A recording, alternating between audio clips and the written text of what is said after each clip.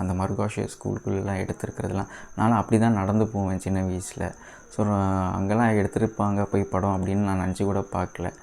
But இன்னுமே வந்து பார்த்திங்கன்னா என்ன தான் ஏஐ டெக்னாலஜி இருந்தாலுமே இன்னுமே அந்த காஸ்ட் பேஸ்லாம் இன்னுமே பயங்கரமாக தான் பார்க்குறாங்க. இந்த படத்தில் என்ன தேவையோ அது மட்டும்தான் இருந்துச்சு. எனக்கு தெரிஞ்சு ஒரு சில இடத்துல அந்த எமோஷன்ஸ் வந்து எனக்கு ட்ராப் ஆச்சுன்னு தான் சொல்லணும். ஏன்னா சும்மா இதுலேயுமே வந்து சில சீன்ஸில் என்னை குத்துறாங்க, என்னை வெட்டுறாங்க, என்னை வாழ விட மாட்டேங்கிறாங்க, இந்த மாதிரி தான் சொல்லிக்கிட்டு இருந்தாங்க. மற்றபடி படம் நல்லாவே போச்சு. த்ரூ ஆக்டிங் நல்லாவே இம்ப்ரூவ் பண்ணியிருக்காருன்னு தான் சொல்லணும். அண்ட் பசுபதி அவருமே பார்த்திங்கன்னா நல்லா தான் பண்ணியிருந்தார் அவர் அப்பா ரோலில். அவரும் அந்த கபடி கேம் மேலே ரொம்ப மரியாதை வச்சு எனக்கு ரொம்ப பிடிச்ச கேரக்டர் இதில் என்ன இருந்துச்சுன்னா அந்த பிடி மாஸ்டர் வராரு தெரியுமா, அவரோட ரோல் தான் எனக்கு ரொம்பவே பிடிச்சிருந்துச்சி. நல்லாவே பண்ணியிருந்தார்.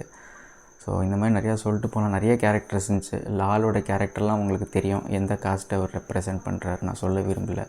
ஆமீரோட காஸ்ட்டுமே உங்களுக்கு தெரியும், என்னத்தை நான் சொல்ல விரும்பலை அதுக்கு. பட் இன்டைரக்டாக உங்களுக்கு அதை பார்க்குறப்பவே தெரியும் இவங்க இவங்க சேர்ந்தவங்க தான், இவங்க சேர்ந்தவங்க தான்ன்றது.